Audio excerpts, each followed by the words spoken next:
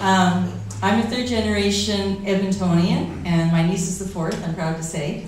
I'm a third generation lawyer, but much to my parents' chagrin, I didn't go into the practice of law and make lots of money like lawyers are supposed to. I decided to pursue the field of environmental law and assisting Aboriginal peoples, and I have not regretted a second of my career. It was this career that led me to finally decide to run. I ran last time, and I think I came a very close second, and decided to run again for two clear reasons. One, I really sincerely would like to get into the House of Commons to represent this area, and secondly, I am a dedicated environmentalist and I could recycle my signs. And it worked. The New Democratic Party's platform, I think, is most appropriate for what we see happening to us in the last week and a half to the economy. We have three key points to our platform, and they all link together. The first one is the economy, a healthy, sustainable economy. The second one is health. Tommy Douglas brought us health care, and we want to push it to the next level. And the third is environment. And we see all of those as intricately connected. Our concern is, and the reason why I ran and decided to join the New Democrats is, I'm very concerned that the direction our economy has gone in over the last 25 years. And I don't think that our world can suffer through an additional 25 years down the same path. And so I decided to put my energy into and join forces with people that actually want to turn the economy around for the benefit of the planet and for the benefit of our families. And I think particularly in these tough economic times that we're facing in North America and in Europe and starting to be around the world, this is the time where if we're going to tighten our purse strings, we shouldn't be tightening the purse strings on the very people that are struggling to get by.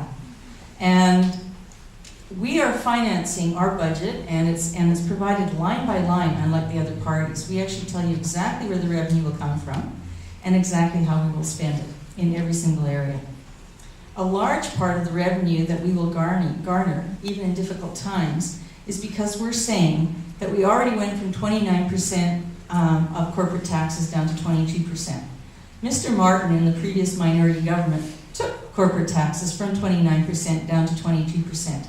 He wanted to bring them down further to 19%, and the NDP intervened. And we said, we will keep your minority government in power if you agree to take $5 billion of further tax cuts to corporations across the board and instead put them to extended care, health care, advanced education, child care, public transit.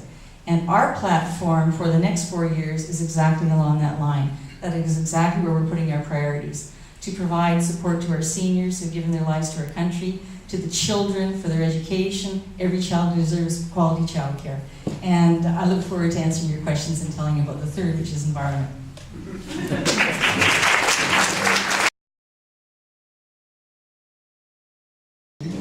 Yes, thank you very much, and that's a very important question. Ed Broadbent brought forward a motion far too many embarrassing years ago, and everybody voted for it, and nothing's been done on it. And we are committing in this budget, we actually have line items to reduce child poverty by 50%, more than 50% by 2013. And we're going to do that by substantially increasing money for affordable housing, by substantially increasing money for childcare, and that includes doubling the supplement for stay-at-home moms or dads, and putting a lot more money into subsidized childcare, and generally providing a lot more support to people who have small businesses. A lot of young mothers can, have businesses at home. We need to be encouraging that activity so they can stay at home and still have a family and equal rights. But we also need to commit to reducing child poverty around the world, and we're also committed to that, is moving on that 0.7%, which is a great embarrassment to Canada that we've not met that global promise. Thank you.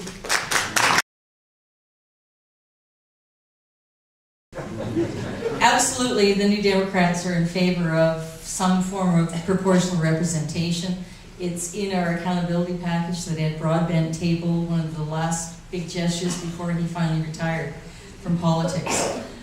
But it's not enough just to democratize the way we elect people. And I would remind too, Jane pointed out very clearly what's going wrong in democracy. Just look at our own riding. I mean, more people voted against the Conservatives than for, and 4 times over, Mr. Jaffer got in. So we never wanted evidence of the fact that our interests are not being represented, it's simply in our own riding. But we also have to be reforming the way government is delivered. And you mentioned the fact that, you know, Conservatives actually have rules to tell their leaders how to make the committees not work. I've experienced in my own work in the environmental field, where previously the federal government was at our tables. Under Mr. Harper, he adamantly has refused to allow the federal government to participate in any industry, public, and provincial government dialogues. There are actually a lot of powers that the federal government has to protect Canadian waters, and sad to say, we've had a long history of enacting laws for protection of water and not implementing them. We actually have a Canada Water Act where the federal government has the power to actually set up broad water management plans for our major basins. And in fact, we've developed them for our Northern Alberta and Northwest Territory basins and done absolutely nothing to implement them. One of our greatest threats to water, of course, is the threat of climate change. And already, experts like Dr. Schindler, in his reports with Dr. Bill Donahue, who was a colleague that worked with me in coal-fired power, have documented both in the South Saskatchewan Basin and in the northern basins that already we're seeing lower levels of the water. And that is because of the declining glaciers, but it's also because of the massive industrial development. Coal-fired power uses a huge amount of water, and our cities are expanding, and now we have the tar sands, pulp mills, and so forth. The federal government has clear jurisdiction to intervene, but over the last 25 years, we've seen that intervention erode. So we need a strong intervention on addressing climate change, and I'm proud to say that we're a party that doesn't just talk and promise. We actually pushed through Parliament and got majority approval, except for the Conservatives, to a Climate Change Accountability Act that puts hard caps to the year 2050. And we will continue to push for those kinds of measures. Our platform would ban the bulk export of water. But there's a lot more that we can do to protect water. The Canadian Federal Fisheries Act is the strongest environmental law in Canada. And if the Harper government comes into power again, they are going to majorly erode that law. So it's very important that we avoid a Harper majority simply for the protection of our environment.